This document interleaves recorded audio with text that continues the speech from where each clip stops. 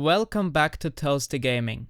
Gamescom has provided us with a lot of announcements this year, but tucked between all the cinematic trailers and quite a bunch of live service filler, we actually got some really interesting titles, among them Dawn of War 4. Finally a morsel of hope for RTS fans starving since 2017, and let's be honest, when your last meal was Dawn of War 3, skepticism is practically mandatory. In this video I'll break down what we know so far. Developer interviews, publisher promises, and yes, even what the lucky few who got their hands on it have said. The first shock, Relic isn't making it. Instead, the job went to King Art Games, the Iron Harvest guys. For some people, that's a red flag. For me, honestly, it's a blessing. Relic used to be legendary. Dawn of War 1, Dawn of War 2, Company of Heroes, absolute titans. But those days are long gone. What we have now is the same studio that dropped the disaster that was Dawn of War 3, half MOBA, half mobile game and terrible in either direction. Then came Company of Heroes 3, which wasn't unplayably bad, but was still a bloated mess with more issues than fixes for the Company of Heroes formula. By contrast, King Art might not be geniuses of game design, but Iron Harvest was at least a proper RTS. Not perfect, not genre-defining, but leagues better than Relic's recent output. If the choice is between Relic, the corpse of its former self, and King Art, who at least remember what RTS stands for, I'll take King Art. As far as nostalgia is concerned, we did see Joan O'Ryan, or at least a librarian that looked very much like him in the trailer. That would make sense considering he became chief librarian of the Blood Ravens after the events of Dawn of War Retribution, and the Blood Ravens are once again the chapter we'll be playing in Dawn of War 4. We'll return to Kronos, the world where Dark Crusade took place, and we even see Scout Sergeant Cyril get stabbed in the back by a Necron. Quite the weak performance for the Blood Ravens' premier scout and one of the key characters of Dawn of War 2, I have to point that one out. Now here's where it gets messy. From what we know so far, Dawn of War 4 is shaping up to be either a genuine return to form, or another Dawn of War 3 in disguise. There's no middle ground. Everything about this game screams swingy design. Either it'll come together in a brilliant way, or it'll collapse into a dumpster fire. Nothing we've seen so far suggests it'll just be okay or mediocre. And I'll be honest, I'd still be buying this game if it's mediocre, but that doesn't mean I won't call it trash if it deserves it. So, features. First up, 4 factions at launch. Space Marines, Orks, Necrons and Adeptus Mechanicus. A bold choice. Necrons and especially AdMech are both pretty niche compared to fan favorites like Imperial Guard or Chaos, but still rather interesting choices. Supposedly each faction comes with its own unique mechanics. Take the Orks for example, they've got a war meter which fills up during combat and unlocks stratagems once maxed out. And here's our first red flag, or green flag depending on execution. If stratagems are just cheap MOBA tier abilities, airstrikes from nowhere, units spawning out of thin air, or random buff, you've basically got a button to spam. Hit it, watch fireworks, move on. Shallow, meaningless, maybe even annoying. But if these stratagems are actually game-defining boons, something an entire strategy can pivot around, then we've got a mechanic worth watching. Picture the situation. Orc players taking risky fights just to juice their war meter, while enemies stall or kite them to starve them of momentum. That's the difference between a throwaway gimmick and a core system. The Space Marines are guaranteed to once again have their classic deep strike mechanic just like in the previous 3 games, which honestly I don't expect to add much strategic depth. It's always been situational at best. It's handy for taking out an entrenched emplacement, but outside of a few niche plays, it's more of a gimmick than a core system, which far too often ends up with you losing half a company's worth of Space Marines in one deep strike. It's not a bad mechanic, it's not broken, it's just meh and highly situational. As for the AdMech and Necrons, we basically know nothing yet. The Gamescom demo that journos and a few creators got to play was heavily scripted. Your typical on-rails skirmish over control points with a lot of cutscenes and AdMech joining in under AI control at a fixed moment, so no real sense yet of how they'll actually play. That said, anyone familiar with 40k can already sketch the outlines. Space Marines as small squads of elite super soldiers, Orks as the green tide of scrap and shouting, AdMech leaning on servitors, Skitarii, and probably Tech Priests which are buffing the 2 former ones, and Necrons as the immortal phalanx with Gauss Fire and Monoliths. If you've played Dawn of War 1 or Dawn of War 2 or just skimmed the lore wiki, you can already imagine their strengths and weaknesses. Now let's step back and look at the overall mechanics, design choices and feel based on what we've seen so far. Because here comes some more red flags, maybe green flags. The first is the way practically every journal described the Gamescom demo. The Gamescom write-up summed it up perfectly. I'm roughly paraphrasing from German here. I formed 2 groups of units, one melee and one ranged, roll across the map, crush resistance, then fortify my points. They praised this as great flow. I call it a giant warning siren. Why? Well, because reducing your strategy to 2 blobs and an attack move is RTS design at its absolute laziest. In StarCraft or Age of Empires, you're constantly forced to split attention.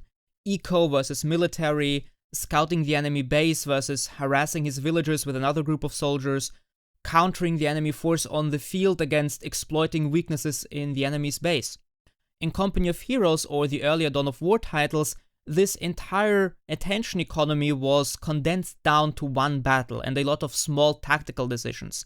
Positioning mattered, cover suppression arcs, there were things such as morale shocks or your forces retreating so you can reform them at one of your outposts.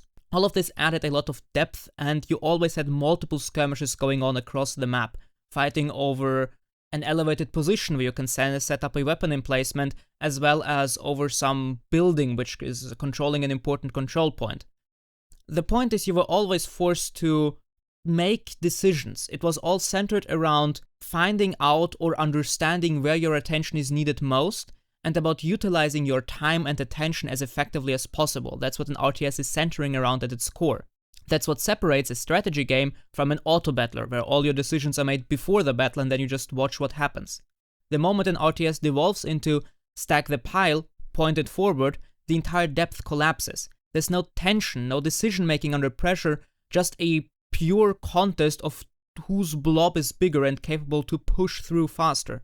Praising that as flow is like praising chess because you can shove all your pawns forward at once. There's still no reason to despair though, at least not yet.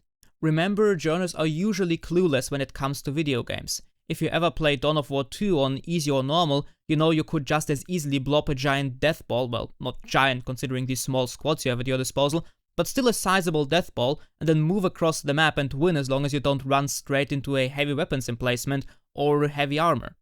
Every strategy game, no matter how good, devolves into brain-dead spam and attack move if you lower the difficulty far enough, so I'm not panicking until we've actually seen more footage at higher skill levels. But the next red flag is a bit harder to shrug off. The maps. Even from the minimap, they looked far too small and corridor-like. Some people argue that corridors can work in RTS, but I disagree, and that's ignoring the fact that the ones we've seen so far looked especially bland. Here's the problem. An RTS is all about the economy of time and attention, as I said. Sometimes you don't need god-tier micro to win. You can outplay an opponent by using the map better. In Dawn of War 2 or Iron Harvest, which is a great example considering it's from the same developers, if your opponent had the sharper unit control, you could still beat them by grabbing the high ground on a flank and locking it down with a weapons team. If they dominated the open fields with superior mechs, you could use a town or a forest to force infantry fights on your terms and secure all the points there. That's what makes a good RTS map. An open plain broken up by distinct landmarks, choke points and terrain features that lets players make real strategic choices. But if all you've got are narrow lanes, then all those options disappear. Blobbing actually gets even worse because your map is literally forcing you down the same 3 funnels. Flanking is gone, harassing backlines is no longer an option. The game becomes a glorified sumo match where 2 unit balls slam into each other in predictable lanes until one ball runs out of units to support it anymore. That design works in MOBAs, but MOBAs are built around controlling a single hero and deliberately removing macro strategy so players can focus on micro and timing. That's fine for Dota 2 or League, but for an RTS it's a death sentence. You can't claim to be reviving Dawn of War while designing maps that kill the very strategic depth RTS players expect from a game. And it almost goes without saying why small maps are bad. No space to maneuver means no tactics beyond throw everything at the enemy. Combine that with artillery, say a whirlwind battery that can reach across the entire battlefield, and the game turns into ungodly spam. If all units are already funneled into 3 narrow approaches and long-range fire covers all of them, then you're not playing a strategy game, you're playing a shooting gallery where you are the target. This again doesn't have to be the end of the world. We only saw 2 minimaps, Dawn of War 1 and 2 also had more corridor-like maps alongside more open ones, and maybe we just randomly got to see the smallest, tightest map so far, God Emperor be willing. On the topic of maps, let's talk base building. Yes, it's coming back, but without any dedicated builder units. New structures just drop out of the sky. That's honestly fine. A lot of people act like an RTS automatically needs deep base building to be good, but that really depends on the style. In a classical RTS like Age of Empires or StarCraft, base construction and eco are the beating heart of the game. But in a squad-based strategy game, like Company of Heroes, the base is basically just a glorified menu where you click buttons to summon units. It doesn't add much gameplay depth by itself. Where things do get interesting is fortifications. Shaping the battlefield by dropping bunkers, turrets, and defensive positions has always been one of the most satisfying parts of a squad-based RTS. Especially if you ever played Dawn of War with the Titanium Wars mod and just carpeted every capture point with heavy bolters until the enemy just can't realistically get through. We don't know yet what form defenses will take in Dawn of War 4, but it's safe to assume they'll be called in the same way as building, just plonked down from the UI instead of built by engineers, and that's a bit of a shame. Hunting down dedicated pioneers, or even more importantly, using snipers or artillery to harass an enemy so they can't effectively use their pioneers to fortify a position, even if you can't realistically fight their main force yet, was always an added tactical cat-and-mouse layer to the match, and it also helped the balance a little, in a not too noticeable way, because even when your force was too weak to directly challenge your opponent's main force, you could still keep them from digging into an ungodly amount by, say, using I forgot the name when Iron Harvest of the unit. That one on the two legs that that Saxonia has that can fire artillery shells at the enemy. You could, for example, use such artillery type units to bombard an enemy's position while scouting it with regular infantry to keep them from building fortifications so that you have an easier time pushing them out once you've massed enough units. If you lose that ability, and once your enemy has successfully blobbed and taken a position, they can just immediately summon 20 turrets from the sky, then it will be very difficult to swing back realistically, because you no longer just have to fight the enemy force, you also have to fight all of the enemy's fortifications, and there's no real way for you to keep your enemy from building those fortifications, unless there's some form of hard cap on them. In short, if you remove the vulnerable builder unit, you remove an entire avenue of harassment and counterplay, and once again quite a bit of gameplay depth. The final and honestly so far most positive aspect that we've seen of the gameplay is the scale of the engagements as well as the level to which you'll be able to customize your squads. It seems very likely that the battles will be larger than even in Dawn of War 1, based on what we've seen as far as unit caps go, and based on what we've heard from people who actually got to play that very railroady skirmish match. It also seems like the customization will have the same depth as Dawn of War 1, so you can probably give your squads the common special weapons, add sergeants, etc., which means it will have the deeper customization mechanics, as Dawn of War 1 had significantly more customization options than Dawn of War 2. That's always a bit of a misapprehension people have who usually never played the Dawn of War series, is that Dawn of War at 2 actually gave you more options to customize units. That's actually wrong. When you, for example, think of the Guardsmen in Dawn of War Retribution, they have 2 special weapons they can carry plus the Squad Sergeant as an upgrade, whereas you've got Dawn of War 1 where you can add the Sergeant and you've got 4 special weapons: Flamers, Plasma Guns, Machine Guns, and Grenade Launchers, if I remember correctly. So you've got significantly more options to customize units in Dawn of War 1 than in 2. The difference was that 2 had significantly fewer squads on the field, so each customization decision weighed much more heavily than it did in Dawn of War 1, as you just had significantly more units in Dawn of War 1, so it didn't really make that much of a difference whether one unit had a flamer or one unit had a plasma thrower, so you had like 10 units, whereas if you're in Dawn of War 2, you probably got 1 or 2 squads, and it's a massive decision what type of weapon they're going to carry. But that's neither here nor there. Dawn of War 4 will most likely offer the same level of customization and depth as Dawn of War 1. What I did hear from some of the journals, which is interesting, was that they pointed out that in their very railroady 30-minute skirmish, allegedly some of the Space Marines, which were very bad at the beginning, well, as bad as a Space Marine can be, had turned into complete super soldiers by the end of the game that could slaughter entire hordes of orcs on their own. This sounds a little extreme, so I'm not sure whether this is just some accelerated mechanic to show what can happen in the actual game, or whether this is just the classic games journal glazing when you don't know what to say. If this is actually true and if there are actually mechanics like that, This is a good sign because experience mechanics were playing somewhat of a role in the previous Dawn of Wars as well, and if those mechanics actually make your unit significantly stronger, that could add a lot of tactical depth when you're trying to pull out units with high experience, but at the same time also being motivated to risk them in order to use their increased combat prowess. That would actually be an interesting mechanic depending on how far it goes. Now that we've dissected the mechanics, let's talk about style, because even if the systems work, how a game feels to play can make or break it. On the surface, Dawn of War 4 looks flashy. The return of sync kills is a perfect example. Visually, they're great. There's nothing like a dreadnought punting a Necron across the map. That kind of spectacle is peak Warhammer. Also, the more cinematic engagements look really nice. The problem is if sync kills or those animated fights start interrupting the combat flow or give units animation priority over control, then they stop just being cinematic and start being frustrating. They may look amazing the first time, but if they lock your squad into a 3-second cutscene while you're losing your fight, you'll be wishing they'd stayed in the trailer. Nonetheless, apart from the much larger battles in Dawn of War 4, this is probably the one thing I'm the most excited for, considering that so many RTS more or less completely sacrifice presentation just to be ideal as far as gameplay goes. It's actually quite interesting and refreshing to see a studio try out risking gameplay fluidity in favor of animations maybe, or to just at least take the time and effort to put in hundreds of combat and sync kill animations into an RTS, where you'll usually be paying attention to a bunch of completely different things as you just need to manage your units. This is actually a very nice effort to make, and it'll be interesting how this works out, because this could influence a bunch of other RTS down the line.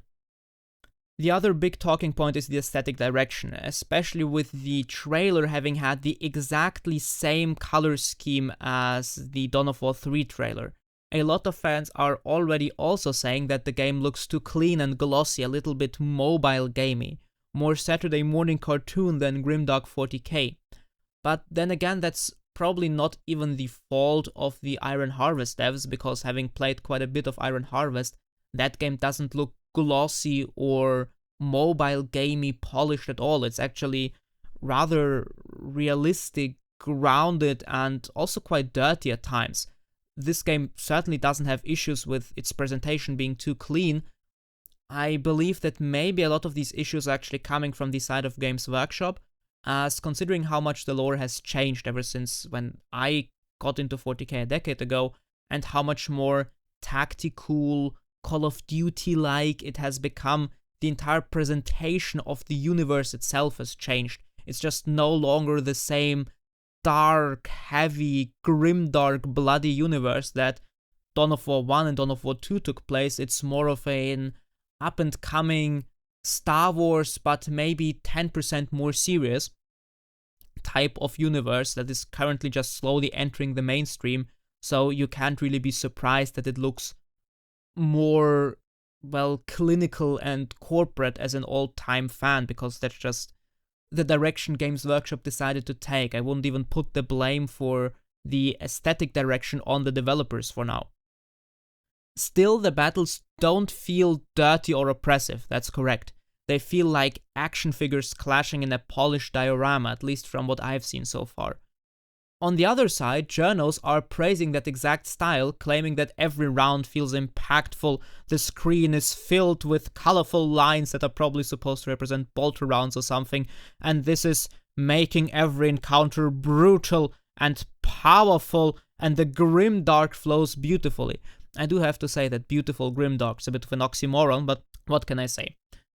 I don't take any of that at face value, because these are oftentimes the exactly same people who praised Dawn of War 3 as bold and innovative right up until it flopped, and now that they're making their Dawn of War 4 previews, their line has suddenly changed to, yeah, it was basically a MOBA knockoff, so of course it didn't work. And that's the point I want to leave you with in the end. Right now, Dawn of War 4 could genuinely go either way. It could be the RTS revival fans have been waiting for, or it could be a shallow, glossy, corridor-like clicker dressed up in 40k skins. What we've seen so far is full of contradictions. Systems that could add depth, but could just as easily flatten it. Flashy style that could create really cinematic battles, or could just distract and look overly polished. Maps that could encourage strategy, at least based on what we've seen in Iron Harvest, or based on what we've seen in the gameplay trailers, just force blobs down lanes. That's why I'm so harsh in my previews. When everyone else is busy glazing a game all the way to its flop, at least someone has to be the pessimist. Everyone glazed Dawn of War 3 right up until it face planted, and then they all pretended they saw it coming 10 kilometers away. Better to be skeptical now than to act surprised later when the problems were visible from day one. I'd rather be positively surprised than disappointed by a new game releasing. So my advice, don't buy into the hype machine and don't let the same people who defended Dawn of War 3 tell you this is a guaranteed masterpiece. Watch closely, stay skeptical, and keep your expectations realistic, while not being too pessimistic about it either. As always, I'll be following this one closely, ready to give it the full autopsy when it drops. If you're an RTS fan, let me know what you think in the comments. Are you cautiously optimistic or already hedging your expectations? Don't forget to like, share and subscribe for the God Emperor's blessing, and of course, stay toasty. Cheers!